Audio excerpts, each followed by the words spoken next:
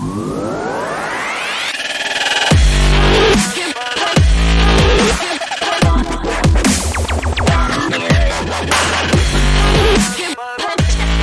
there, what's happening? This is Isai Rodriguez, host of the Daspination Podcast, where I cater to the professional working man, 40 and above, who's looking to make positive changes to his health, lose weight, and become stronger overall through simple lifestyle changes.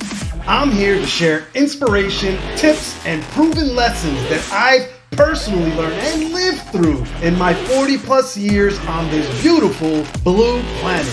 So today we'll start the discussion off by talking about the topic, if you're forgetting to do this one thing, go see your doctor right now, in our first segment. And then we'll move on to our second segment and talk about food journaling to help you track your eating habits. And before we get into that, if you'd like to continue the conversation with me, then get on over to podcast.daspination.com/VIP to get on the VIP Insiders community, where I share more entertaining, behind the scenes stories, tips, and hacks that'll keep you feeling younger and younger each and every day. That's podcast.daspination.com/VIP. Again, that's podcast.daspination.com/VIP. Be in the know starting right now. Also, don't forget to rate me on Apple Podcasts or wherever it is that you're listening to this podcast episode right now. And leave me a nice, fat, juicy 5-star review and some absolutely beautiful words of why you love the show so much. It really helps me get the word out, and it's honestly the one place where your vote truly matters. And now, let's move into our first segment with Healthy Conversations. So in this week's installment of Healthy Conversations, we're talking about a little topic.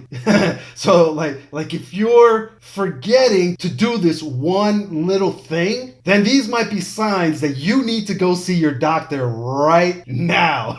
Like, drop what you're doing, stop, put this podcast on pause. As soon as something rings a bell here, go see your doctor, you know? So what are we talking about here though, you know? So, with so much going on in the world today, it's really easy to forget to do some of the little things in life. You know, like taking out the garbage or picking up your laundry from the laundromat if you drop it off for laundry services like we are at the moment. Or forgetting small things here and there. Like, this is common and usually harmless, but a recent study found that if you frequently forget to pay your bills, especially credit card bills, this could be an early sign of Alzheimer's. Now, listen, they found that patterns, like these patterns of missing credit card and loan payments, could be this could be indicative. This could be like an indicator, a sign, a pointer of dementia and Alzheimer's, you know? And according to the study, Alzheimer's disease and related dementias were associated with adverse financial events, and like these events would be starting years prior to like an actual clinical diagnosis of any sort. So think about that for a second. How many of us have struggled financially in the past and have done so for years? I thank God for this little business venture I've been on lately that's allowed me to indulge in some of the finer things in life. But seriously, financial struggles are no joke. There's nothing, like, honestly, at the core, there's nothing funny about it, you know? You hear a little laughter in my voice because I always like to keep like a light edge on things, because, you can't go around all depressed and moping and stuff like that. But at the end of the day, again, financial struggles are no joke, And so we should really just keep this in mind, because what the researchers looked at was this. Listen, they basically studied the credit data and payment history of 81,000 Medicare patients for almost 20 years. Like, this is a massive amount of data. Think about that, 20 years of payment and credit, credit history data. And what they found was that the people that ultimately came down with Alzheimer's and dementia were more likely to miss payments as early as 6 years before their official diagnosis. And here's the thing, because there's always a thing, They also noticed that missing payments wasn't linked to any other medical conditions. Like they couldn't tie it down to any other medical anomaly. You know what I mean? Like it was unique to dementia and dementia alone. Dementia was the only medical condition where they saw consistent financial systems. So here's the funny part. If you can call it funny, but it's this. Listen, since it's been linked to financial problems, specifically the missing of payments on credit card accounts, since it's been linked to credit card accounts, an easy way to identify yourself or a family member who may have fallen into this pattern is by checking a credit score. How interesting is that?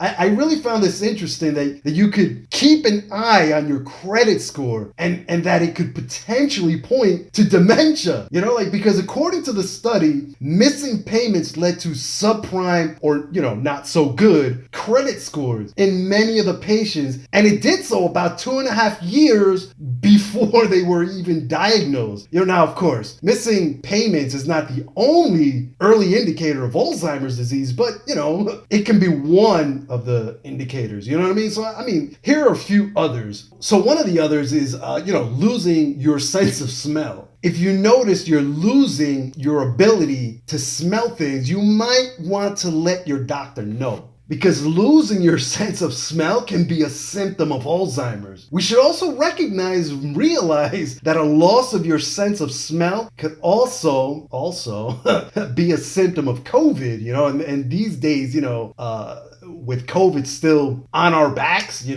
So if this symptom came up suddenly, this loss of smell, and if it came up suddenly out of nowhere, out of left field, then you should consider getting a COVID test. Either way, get yourself to a doctor's office. Another interesting little indicator is forgetting important dates and events. So it's one thing to forget your grocery list at home. That's one thing. That's nothing, peanuts. You know what I mean? But if you find yourself forgetting important dates all the time, like your children's birthdays or the appointment you schedule, that in itself could be cause for concern. Like that can be an alarm ringing. It should raise some red flags if you ask me. And now I've actually missed a couple of appointments, but it's not a continual thing.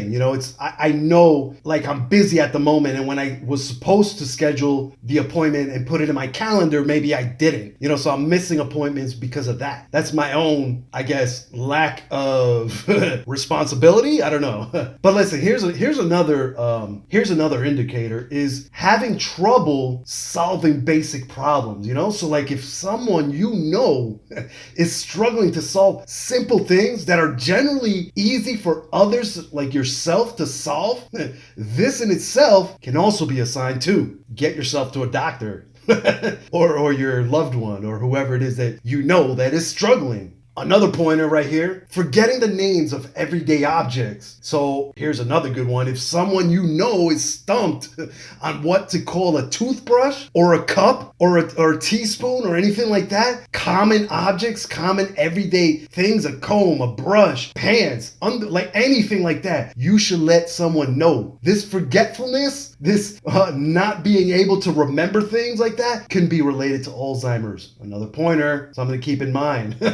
Another one. Here's another one. Trouble with the passage of time. This concept of time. Normally people don't have problems telling the difference between 5 minutes and a few hours. You know what I mean? This is not the case for people with Alzheimer's or people with early onset of or reaching that Alzheimer's diagnosis. 5 minutes to them can seem like 5 hours for someone with Alzheimer's. Another red flag. Keep an eye on that. If anybody know you or yourself or your loved one or your spouse are struggling with the passage of time, you know what I mean? Then that's another red flag. Here's another one: aggressiveness or becoming aggressive. This is another common warning sign. People with Alzheimer's tend to come down with sudden bouts of aggression. Like they just, 1 minute they're fine and the next they're just angry at the world, like they're fucking hulking out. You know what I mean? Another warning sign. Here's another one that might seem pretty common, I suppose. I don't know, but is difficulty sleeping. So sleep problems can be a result of many different things, but it also can be a result of Alzheimer's. You know what I mean? Like they found associations between Alzheimer's and sleep pattern disturbances. You know what I mean? So like people having problems falling asleep or even staying asleep, this can be a warning sign. You know what I mean? Now, obviously, you can't make an early diagnosis of Alzheimer's based on sleep patterns alone, but when someone has disruptive sleep patterns, definitely want to keep an eye on that and keep in mind all of these other warning signs that we're talking about. So like if they have like multiple, if they're experiencing many of these, we've mentioned 7 already, then taking them all into account, it might give you a nice little indicator of where you're headed, or to that diagnosis of Alzheimer's. Something to keep in mind, just to keep an eye out for that, and there you have it. A few things to keep in mind if someone close to you starts showing some or all of these signs. It might be time to address these with a doctor, with your doctor, with their doctor, and here's the real key, because the more you know, the better you'll be. And so with all that said and done, let's switch gears and move on to our second segment with Mighty Man. So in this week's segment of Mighty Man, this week's installment, we're talking about food journaling and how it can help you track your eating habits, and not only like food journaling itself, but why it's important and how it can help you and where to start. You know what I mean? Like we're gonna talk about all that in a few, because listen, as more people have learned about the impact that food has on both their physical and mental health, it's kind of sparked a growing interest in food journals. And here's what we're talking about is that, we're not just talking about simple old-fashioned calorie counting, like quote unquote. That's not where, this goes way beyond the whole calorie counting thing of the past. That's old school, which that mentality, which strictly has a diet mentality edge to it. That's not what we're talking about here, So keeping a more holistic food journal is all about seeing the connection between what you eat and the circumstances like surrounding what you eat and how it makes you feel inside and out. Think about that. It has so many benefits, including helping you get a deeper understanding of like what foods make you feel good and which ones don't. At the end of the day, that's what you want to know, really. But if you've never kept one before, then knowing how to do it exactly, that can be a little tricky for sure. You know what I mean? Like, what does a food journal template even look like? Actually, before we answer that, let's not get ahead of ourselves. Let's talk about the benefits to keeping a journal in the first place, all right? Because knowing this will ultimately give you the motivation to actually keep one in the first place. And I think I found 4 really great benefits that you'll find interesting and hopefully motivating to get you to actually start journaling. And here's the first one is, it can help pinpoint what foods may be causing problematic health issues. Think about it. If there's anything physical you're experiencing on a regular basis, things like, bloating or issues with your digestion, like upset stomach, acid reflux, things like that, rashes, then a food journal might help you figure out what could possibly be causing it.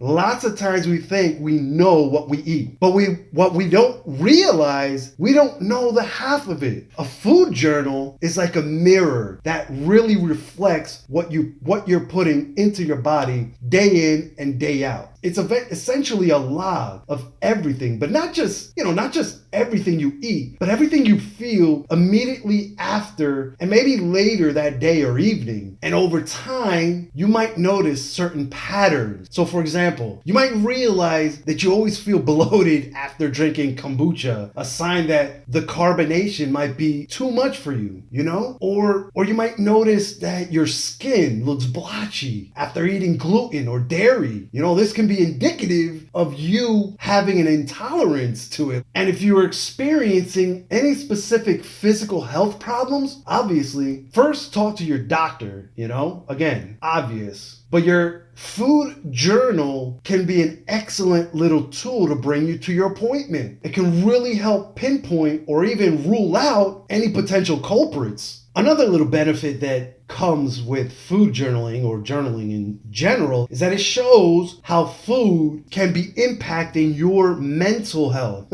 I'm serious, dudes. Listen, food can have a direct impact on your mental health, including things like anxiety and depression or your energy levels, So for example, if you notice that you have a spike in anxious feelings like anxiety after your morning coffee, then that could be a sign of you needing to switch up your morning cup of joe for something else, maybe decaf or tea or not at all. Hopefully not, but hey, it might be that. And it's also important to think about more than just the actual food you eat, because here's the thing: where we eat, who we eat with, what we're doing when we eat, and how we feel are all just as important to think about and to keep track of and to notice. So always eating lunch at your desk while answering emails and stuff like that, I'm sure we've all done this. You're busy, you have deadlines and what to meet, and you just go out, you run out, you grab something to eat, or maybe you brought lunch from home and you just eat at your desk. This simple action could make you eat your lunch faster without even knowing,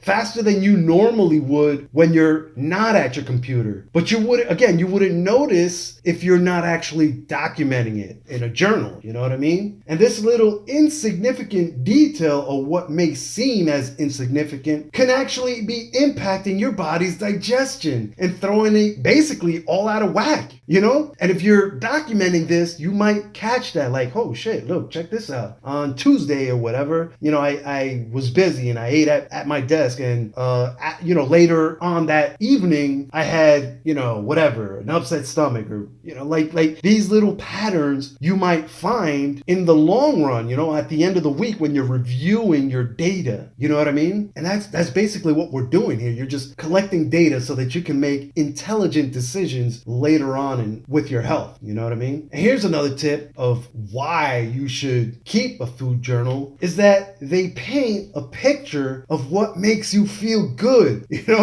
because besides helping you clearly see what you're eating that can make you feel worse physically or mentally, they can also show you what makes you feel amazing. So we're not just looking for patterns of what makes you feel sick, for lack of better terms, but we're looking for things that make you feel good. So the key is to cut out the things that make you feel bad and do more or eat more things that make you feel good, that give you more energy.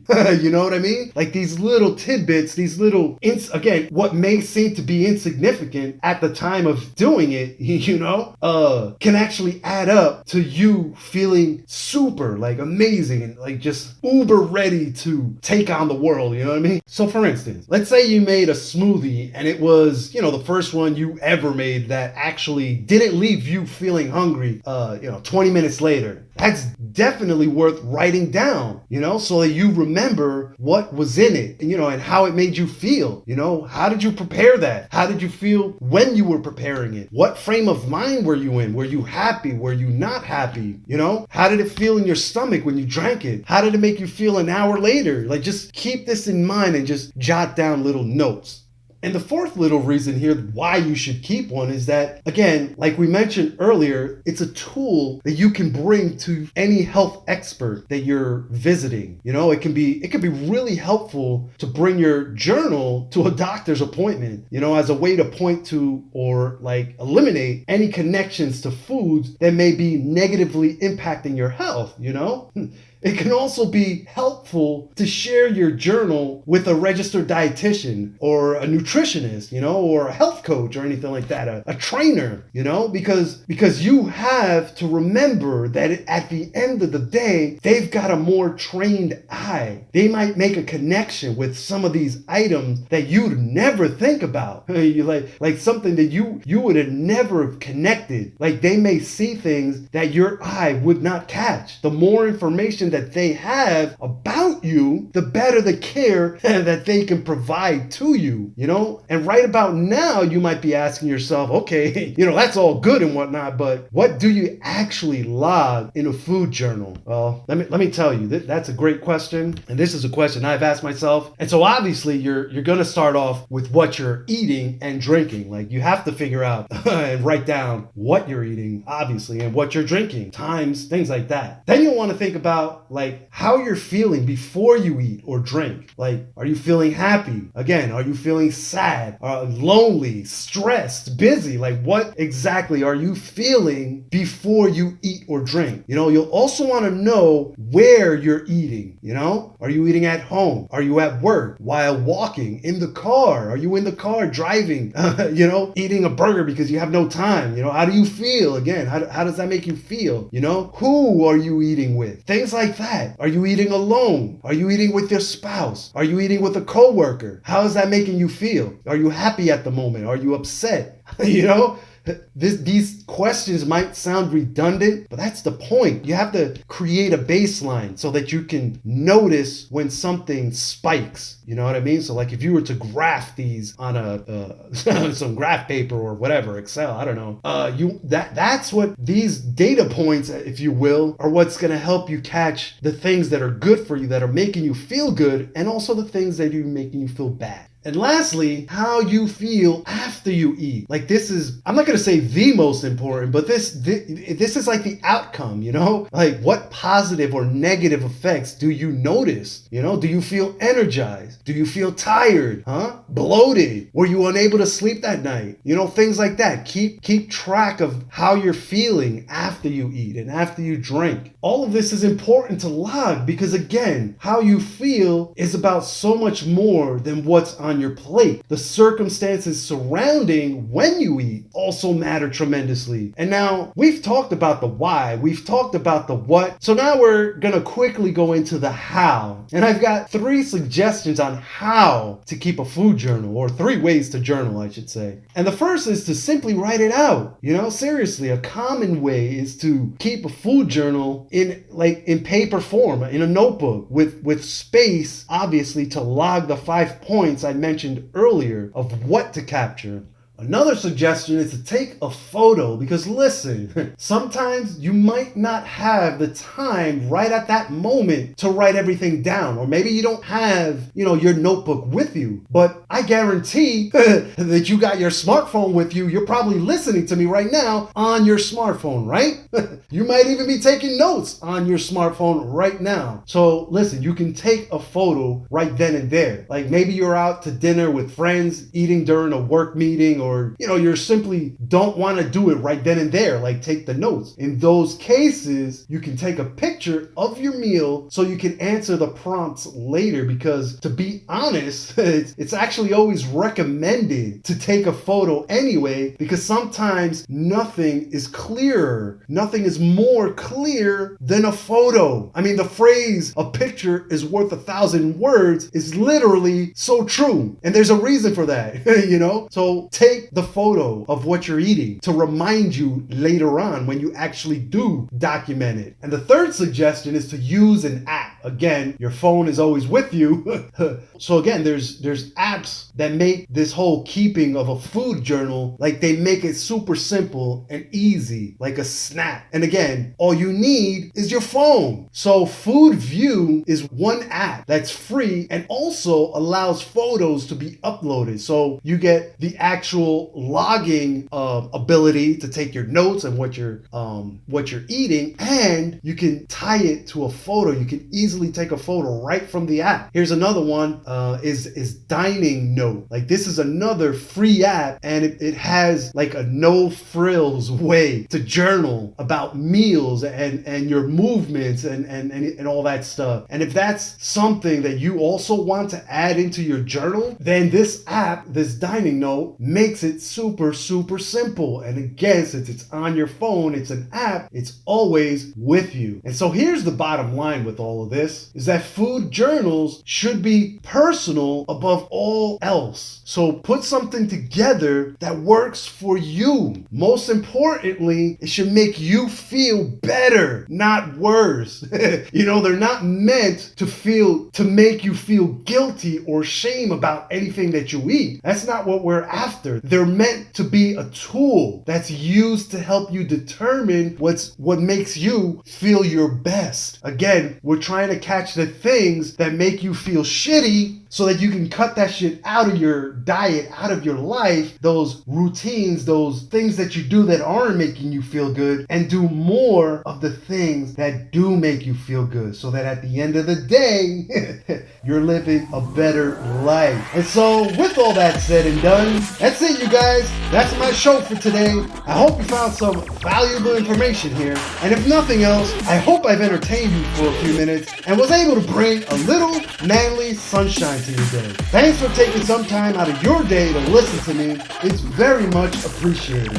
On next week's episode, we'll be talking about what you need to know if you can't touch your toes.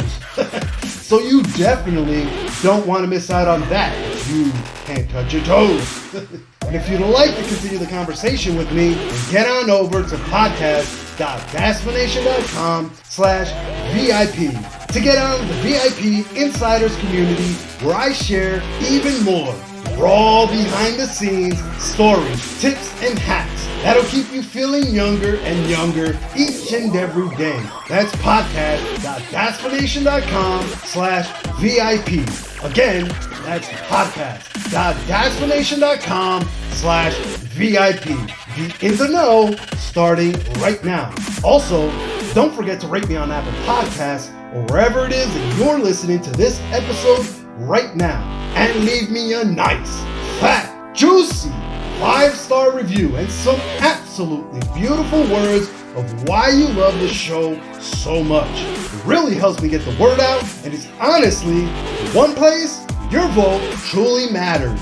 Until our next chat, take care now. Bye.